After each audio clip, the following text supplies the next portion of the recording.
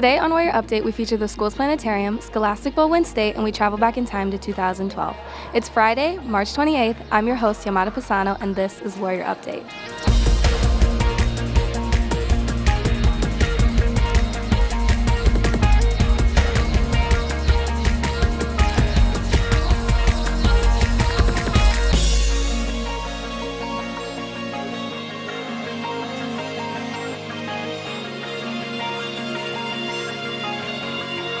Scholastic Bowl wrapped up its season in winning fashion last week. Warrior Update has more. Waubonsie Valley Scholastic Bowl won the IHSA state title last weekend, defeating Stevenson High School 450 to 410 in the championship match. It's the first state title in the program's history. The team was recognized at a rally on Wednesday. I don't think I was so surprised just now, like what we were saying. I mean, I didn't expect to see people all up over here on the rafters. It seemed amazing to me to kind of be able to go through this and think about, oh my gosh, wow, we earned this, right? You know, amazing experience. So I thought it was really interesting. Before, like, our team kind of hasn't gotten that kind of publicity before. Even before I joined, I haven't even heard of Scholastic Bowl. But like now I see that Scholastic Bowl is being acknowledged by the entire school. I think it's pretty amazing. And this year, like, it's kind of grown to the point that we've even had to have tryouts, and there's like around 54 people interested in joining the team. So I think it's pretty amazing how our team grew. I mean, I'm just so happy to see that growth throughout the time. And obviously from my time winning our first sectionals title, winning our first state title, it feels amazing to me. This is Mrs. Golminas' final year coaching, and it's been amazing to have her as a coach for 4 years. And I just want to really give her a shout out and say that a lot of this is because of the work that she and Mrs. Casey and all the coaches and all the teammates who kind of stepped up. We were working towards this for 4 years, 3 years, 2 years. We put in so much time and effort, and to have it finally pay off for our senior year, it felt like the proper narrative conclusion to our Scholastic Bowl arcs. I mean, that last round, we usually do team introductions. We all introduced ourselves with what our favorite part of doing Quiz Bowl was, and for every single one of us, it was getting to be smart and have fun with our friends and the amazing community. And I'm really grateful that we get to celebrate that. For Warrior Update, I'm Claire Flaherty. It's 50 years old next year. Warrior Update features the school's planetarium. Waubonsie Valley's planetarium will celebrate its 50th anniversary next school year. Throughout that time, visitors of all ages have learned about astronomy while exploring the night sky in the planetarium's dome. The planetarium uses a star projector which creates an artificial sky with the sun, moon, stars, planets, and more. Science teacher Stephanie Rybka has been the planetarium director since 2009. So a typical day for me starts with high school classes. I teach Cosmic Journey, periods 1, 2, 3. And then pretty much every single day of the school year, I have K through 12 groups coming to the planetarium door for field trip lessons. So part of my day is spent in the high school classroom, and the other part of my day is doing the planetarium field trips. Each school year, I see approximately 8,000 students, and out of those 8,000 student visitors who come to the planetarium, they are in grades kindergarten through high school, and 90% of those happen to be Indian Prairie School District 204 students. So students from Gombert and McCarty in 1st grade or 5th grade will come over to the planetarium for a lesson that is an extension of their classroom and their science curriculum. The WVHS Planetarium is one of 2 public school districts in the state of Illinois that include K-12 programming. Each year, over 10,000 people visit the planetarium for field trip lessons or family nights. This is a hidden gem in our school district. The most inspiring piece of the planetarium is to be able to showcase the dark sky, how many stars we should be able to see outside. But unfortunately, we live in the Aurora, Chicagoland area, and we're lucky if we see a couple dozen. So that most memorable experience is showing them how incredibly beautiful our night sky is. I think the planetarium has more value than just for the students in this building.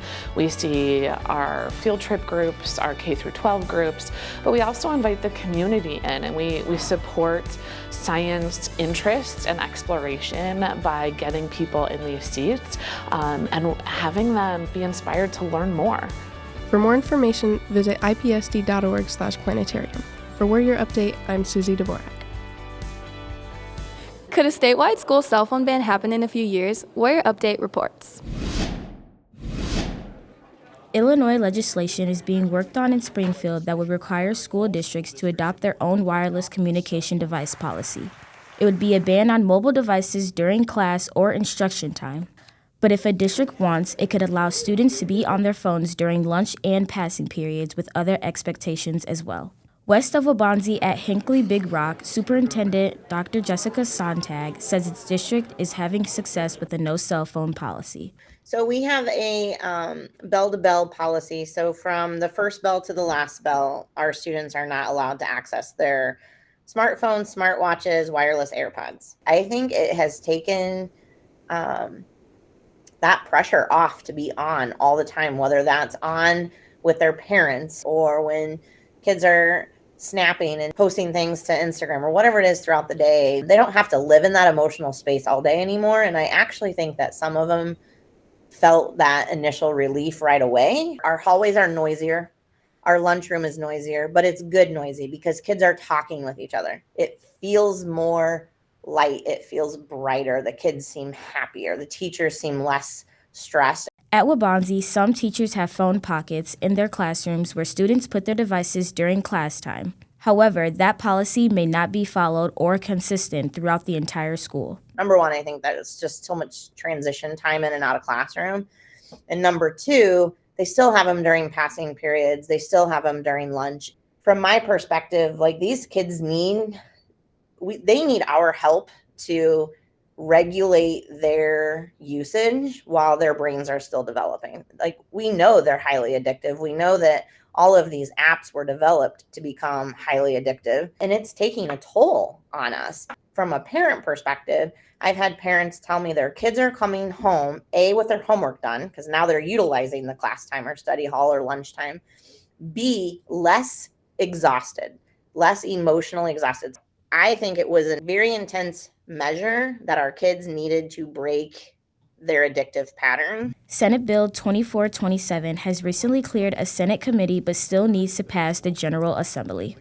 For Warrior Update, I'm Asia Mitchell.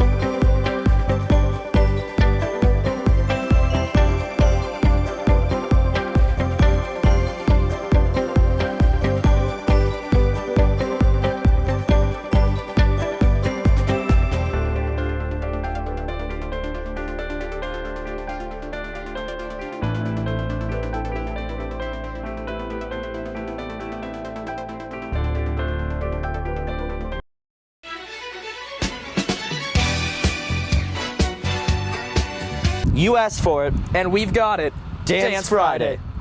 I threw a wish in the wind. Don't ask me, I'll never tell. I looked at you as it fell, and now you're in my way. I trade my soul for a wish, pennies and dimes for a kiss. I wasn't looking for this, but now you're in my way. Your stare was holding, ripped jeans, skin was showing. Hot night, wind was blowing. Where you think you're going, baby? Hey, I just met you.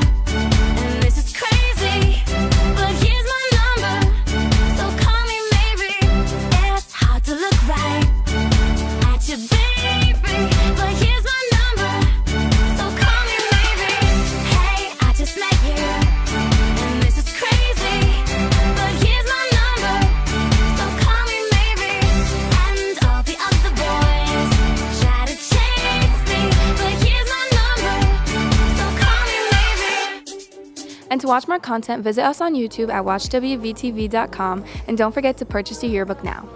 That's all for Warrior Update. I'm Xiomara Pisano. Thanks for watching.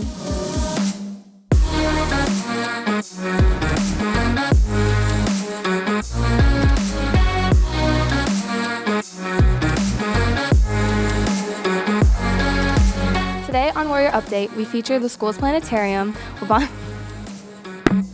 Scholastic Bowl wins state, and we go back in time to 2012. Kayla! Today on Warrior Update, we feature the school's planetarium. Wait, what do you want? Take it and say it. Oh, okay. No, yeah. Buy your yearbook, guys. Oh, I think that's just from my The Instagram? Girl, okay, bye. We're done.